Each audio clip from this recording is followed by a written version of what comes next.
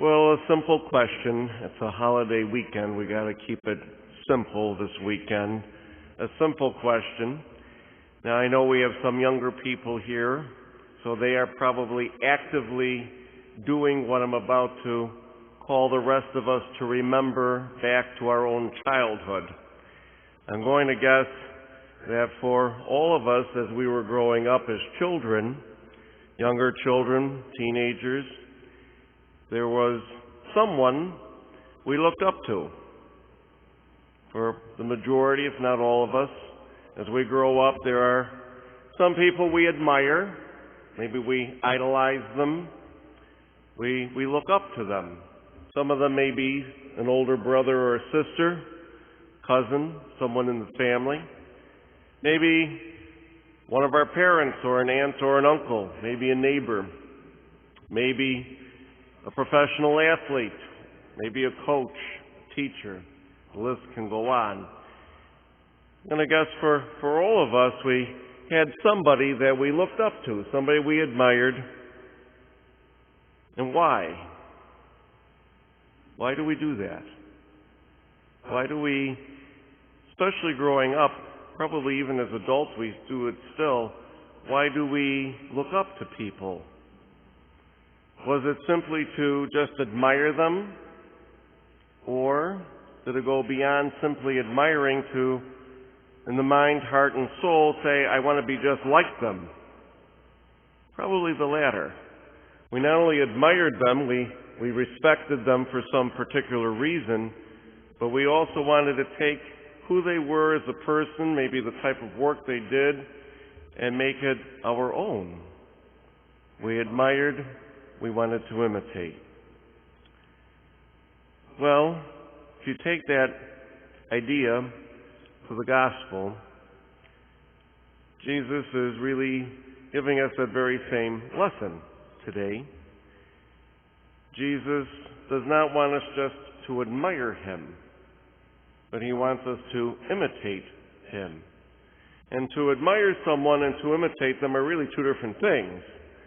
And sometimes maybe in the life of faith, when we look at Jesus, his life, his teaching, when we look at the saints, sometimes I almost feel like we have them on a playing field at a football stadium, and the rest of us are there just applauding them and cheering them on, great job. But it's really not just to admire them, it is to imitate them. Jesus in the gospel today is very much calling us to be a mini version of himself. And I don't know if you remember that term, mini-me. It was very popular some time ago. First came up from a character played by Vern Troyer in the second and the third Austin Powers films, mini-me. And many of us kind of adopted that term, and we would say, well, that's my mini-me. I suppose we would have called him a protege in the years gone by. So Jesus is really calling us to be a mini-me. And the real question maybe to ponder this weekend is what is required in order to become a mini-me for Jesus? What's required? One word answer. Humility. The one thing that's required. Humility. If you notice very clearly in the gospel, Jesus says what was not revealed to the wise and the learned was given to the little ones. Humility. If you really look at Jesus' entire ministry, by and large, it was not the intelligentsia of the day, it was not the powerful people of the day, it was not the wealthy of the day that became his disciples. Of course, some did, but it was more the humble person. Some, we do know, were wealthy. We hear they provided for Jesus and the apostles out of their means, but many were very poor. Some Pharisees did convert and follow Jesus. We hear about some of the leaders of the Jewish people doing so, but by and large, it was the followers of the Jewish people who came to the Lord.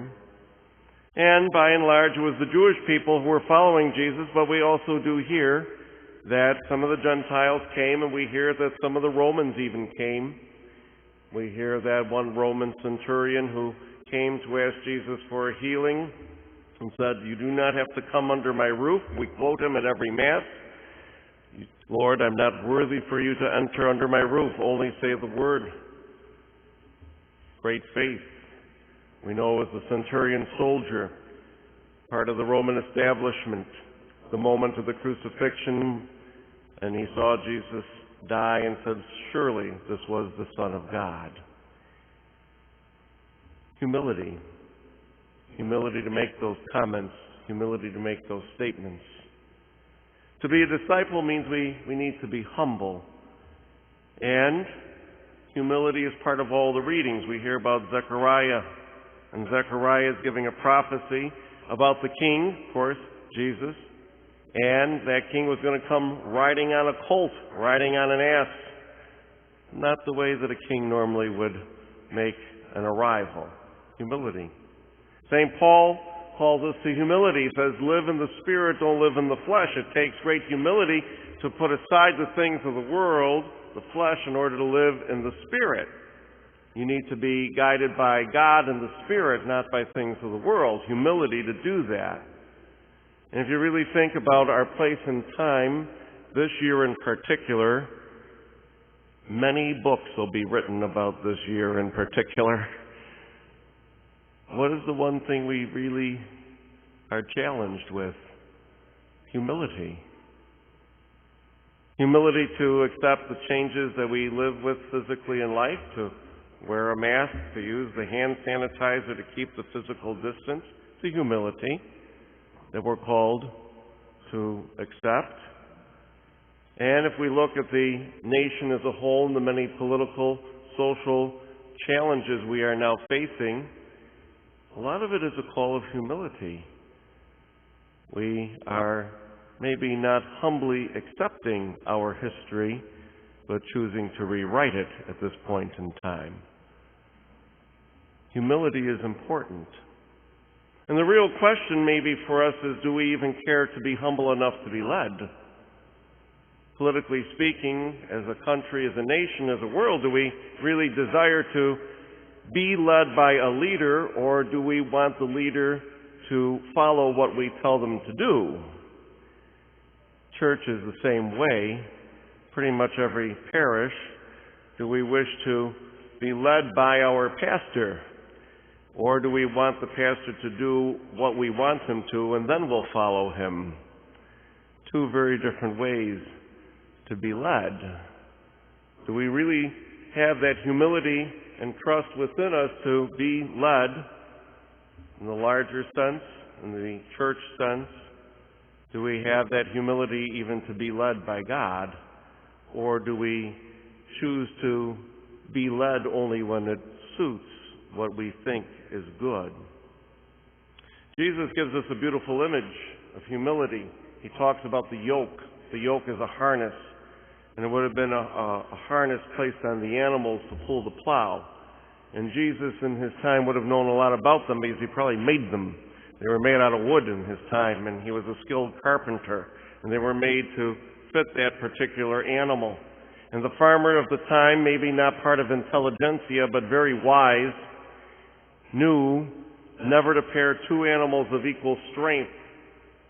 He would always take an animal of strength and pair it with the weaker animal. Why?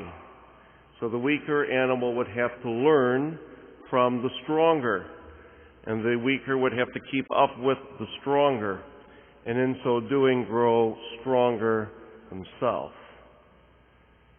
Well, Jesus is saying, place my yoke, place my harness. I am stronger than you. Place my way of life upon your shoulders. Learn from me. Humility. It's an invitation to be humble, to submit really to Jesus' mastery, his way of life, his guidance. It's a way, if we choose to be that humble, to really discover our true vocation. It is that way that will truly bear fruit in the world, will experience that ultimate joy, and someday also eternal life. So, to be a mini-me of Jesus is really an act of humility, not to just admire him and say, you did a great job, but I want to be just like you. And so the simple question, do you prefer to simply admire Jesus, or do you want to be a mini Jesus in the world today?